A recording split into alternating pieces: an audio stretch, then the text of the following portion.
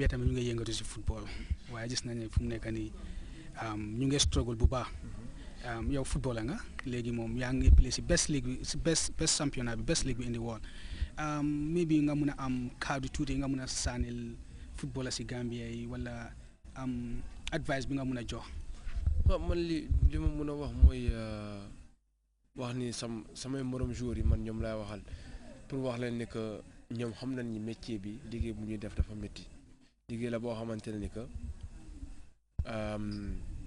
duñ la baal moom waaw loolu moom gars yi duñ la baal moom parce que national team bokkul ak club fi ngay football ak national team dañoo wute même football yi sax dafa wute parce que national team booy football national team xool mooy jiitu voilà parce que buñ la dooree sa papa ak sa yaay ñoo njëkk a jooy voilà bara da la xew donc sa xool ngay njëkk a jiital foofu dama leen bëgg a wax ne ni que national team défendre sa couleur la sa bopp la sa kër ngay njëkk a défendre mën a xalaat leneen parce que fayon la boo xamante ni dafa am doole voilà bokkul ak club et li ma leen di wax mooy ñu góorgóorlu yëf bi kenn moomu ko fukk ak benn la ñu benn terrain la benn ballon moo fa am voilà gën a góorgóorlu xam ne ni que équipe bu ñu dajal ñu xam ne ni que kii mënuma voilà ñu ñëfe mu doon Sénégal ak mu doon Cameroun ak Guinée ak lépp c'est pareil parce que Afrique léegi football bi dafa développé dafa am doole parce que da ngay dem ci yenn dëkk yi mënoo xalaat ni que ñii dañuy est-ce que am nañ ay joueurs mais boo fa demee nga am fa ay jafe-jafe ju bëri parce que gars yi léegi ñëpp a mën a football man li may mën a wax dañ góorlu ñu jàppalante parce que équipe il faut ngeen doon benn jàppalante ngeen di waxtaan seen biir di xelalante et man yaakaar naa ni day yàgg même bu yàggee incha allah équipe dina mos a taxaw boo leen nekkee mbooloo. léegi balaa ma tàggatoo yow bu ma duggee dégg naa nga doon laaka soose yu set nga nuyuwante ak suñu mbokki soose yi xam nga ne Gambia bari nañ fi ay soose ma bàyyi la nga nuyu ak ñoom si soose tamit. d'accord mbadi o mandinkol gambinkol mbal kontonna mbal tentino mbal jala bi nata la sate to nata na sate fananto parce que ntemu nsafono mu sene gambioneti donc maa ngi leen nuyu et di leen wax ne ni ka fale ko ntemu Casamance diwneti nkafnyoma kendo wole sibi nyi gambi sate to nata tele jube et molo mu yalla ko nalo birimbe Europe Allemagne Youssoufa Keita. Well, that was Papis Demasise. We have heard what he said. Just the same as what you said. He said, as a national team player, you have to defend the colors of your country. You have to be united. And we have seen that is lacking in our team. Well, yes, that's true. But another issue I wanted to point out is because it's unfair to point out the weakness of the players alone. Well, the players also had their own grievances. Yeah. And according to what I understand, the boys were promised their allowances before the game against Algeria. Well, they had a meeting with the ministry and the normalization committee that they would receive their money before the game, before their matches. But unfortunately, it didn't happen. Possibly that could have resulted in, the kind of attitude the boys showed against Algeria.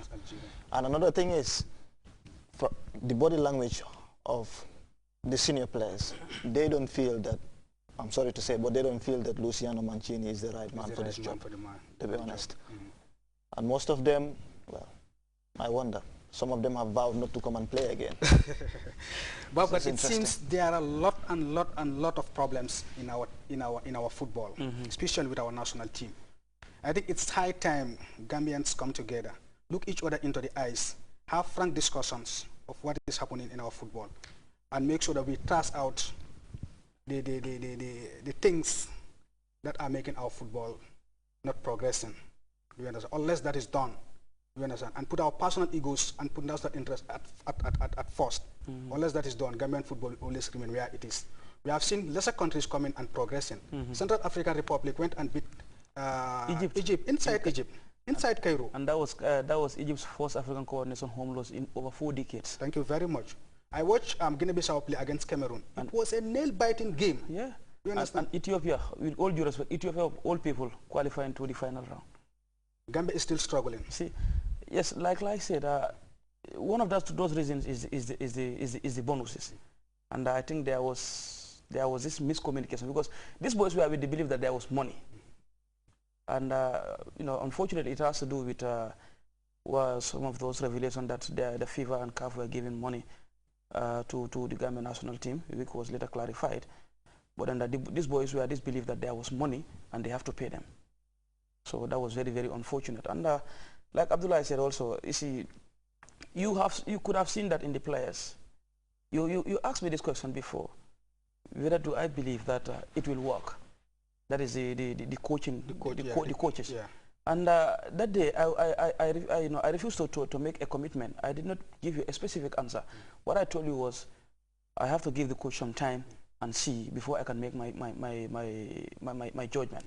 And today, I think I can say that, you know, the boys, they don't give the coach the respect he deserves, and that is a big problem.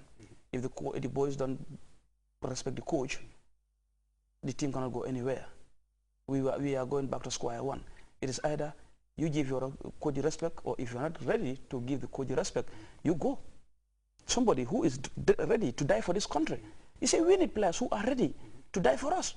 But we don't need players who will tell you that, look, we don't care because they feel they are big or whatever. We don't need those kind of players. But unfortunately, also, the players are also the victim here. I don't think they could be entirely blamed for all these things. No, definitely they cannot be blamed for this entirely. Because like Abla said here with the issues of the bonuses, you understand? You know, if you promise somebody that you're going to give them the bonuses, you understand? Before a match. To me, a promise is a big commitment. If you make me a promise, I expect you to fulfill your promise. Yeah. It's a big commitment. If you promise me, you have to fulfill it. And if you don't fulfill it, I will be disappointed. And if I'm disappointed, I don't think I will perform up to expectations. I remember these boys have been in camp for close to 3 weeks. So 3 weeks. And, you see, and most of them are playing in the domestic league. They're not getting paid for playing in the domestic league. There is no money in the domestic league. Alassane, so, quickly, the problem is across the board. The players, the administrators, the technicians, you know, it's across the board. We need to put our house in order. Right, I just wanted to say quickly that since the coach came, that's the Italian coach, he haven't been able to take complete control of the dressing room. And I think that's a major concern. As a coach, you have to put your house in order, and he haven't done that from day one. Let us look, for instance, the Aliou Dabo saga. If Paul Put was there, things like this would never have happened, you know. And these things are just showing people that you know, something is lacking. His authority is yet to be fully stamped, you know, as far as the job is concerned. I am sick and tired of, you know, hearing people say football is one language, as Tubabo said also, that football is one language, they will understand whatever the coach says. For me, that's not true. In as much as, yes, you have a single ball to kick and of course 22 players follows it, I want to say here, each and every coach has a philosophy. And when you want to make sure that you succeed with a team, there's a philosophy that you bring with you. There are tactics and game plans that you bring with you to make sure that it's done to, you know, suit your players. And if you can't speak the language, tell me, how would you ever do that? So there's a problem. There is still a problem. He's definitely not the right man the for language the job. barrier is really poor. I think people are underplaying this coaching swap that happened before. Yeah. Shortly before the Morocco game. Yeah, it's a big problem because you think you realize, you know, when Mancini was given the role of head coach, Bono and Ellis decided to take the back seat.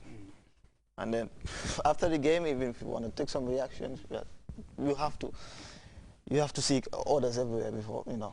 And the problem is, it's really hard for us journalists. Mancini, with his, well, there was no translator in Dar es Salaam and Algeria. Journalists had to leave him at the press conference because we couldn't understand what he was saying in Italian. Yeah, in fact, I think I was listening to him on your program, this course. It's like he was speaking Italian. That was in English. I can't hear what he was saying. Well, so you see, and it's unfortunate. You see, these players, like Abdullah said, they don't believe that Mancini is